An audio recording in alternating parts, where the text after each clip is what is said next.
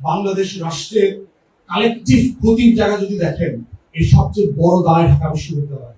বাংলাদেশের সবচেয়ে fascist criminal আউটবাটপাট তৈরি করছে এই বিশ্ববিদ্যালয়। মাননীয় প্রধান অতিথি ধান কাটতে কাটতে এত ব্যস্ত দিনে আসতে পারেনি। কালকে চোখ বন্ধ করে চিন্তা করেন তো, ঢাকা বিশ্ববিদ্যালয়টা শাটডাউন করে দেওয়া হলো, দেশের কি ক্ষতি হবে?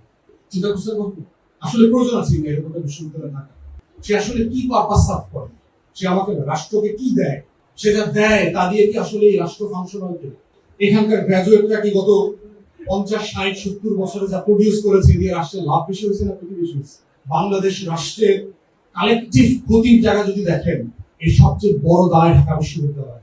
বাংলাদেশের সবচেয়ে ফ্যাসিস্ট ক্রিমিনাল আউটবাটপাট তৈরি করছে এই বিশ্ববিদ্যালয়। গত 30-40 বছরে এই আওয়ামী ফ্যাসিবাদ, এই বিজেপির হিন্দুত্ববাদ, বাম পতিত যে স্বৈরাচার তৈরি হয়েছে, সবগুলো এখান থেকে তৈরি হয়েছে। 5+ স্টার রেটিং প্রাপ্ত দেশের সর্বোচ্চ বিদ্যুৎ সাশ্রয়ী ওয়ালটন এসি। স্মার্ট কমফোর্ট এখন নেক্সট লেভেলে।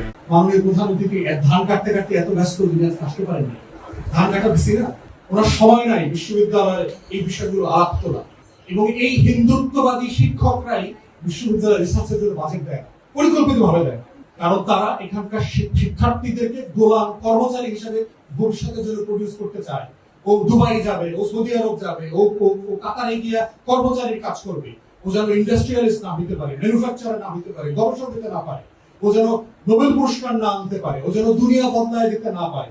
এইরকম গোলাম ছাত্রছাত্রী আমি এখান থেকে প্রডিউস করবো। কাগজ দিব, চোতা দিব, কিন্তু ওই চোতার ভিতরে কোনো দক্ষতা থাকবে না, শুধু থাকবে বেকারত্বের অভিশাপ।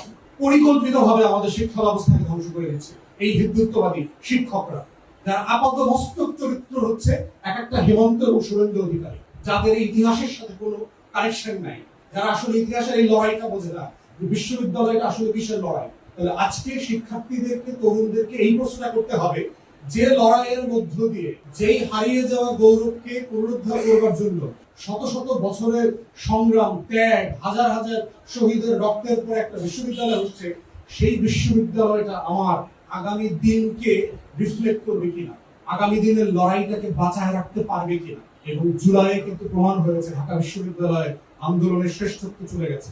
জুলাই কিন্তু ইনক্রিজিংলি প্রমাণ করে দিয়েছে, একের পর এক গবেষণা বিভিন্ন জায়গায় আমরা দেখতে পাচ্ছি ঢাকা বিশ্ববিদ্যালয় থেকে প্রাইভেট ইউনিভার্সিটিগুলো গবেষণায় অনেক ভালো করছে, তারা ডাক পাচ্ছে বিভিন্ন জায়গাতে।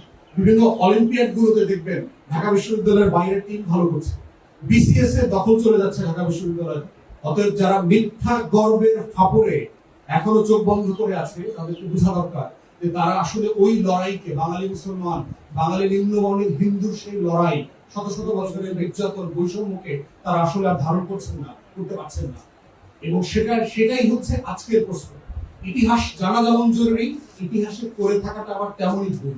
ইতিহাসের ভিতরে লকডাউন হয়ে থাকা যাবে, তাহলে সেটা চেতনা হয়ে যাবে। তাহলে আজকের লড়াইটা হচ্ছে এই বিশ্ববিদ্যালয়টা কিভাবে প্রাসঙ্গিক করা যায় আগামী দিনের রাষ্ট্রবিধির মানে, জাতিবিধির মানে, জুলাইয়ের গণ অভ্যুত্থানকে ধারণ করে আগামী বাংলাদেশটা যেন সেরকম বাংলাদেশ হয়, যেই বাংলাদেশ নিয়ে 2071 সালে যখন শতবর্ষ উদযাপন করা হবে, সবাই যখন গর্বের সাথে বলতে পারে, ইয়েস, আমাকে বিদেশ যেতে হবে না, বাংলাদেশই ভালো আছে।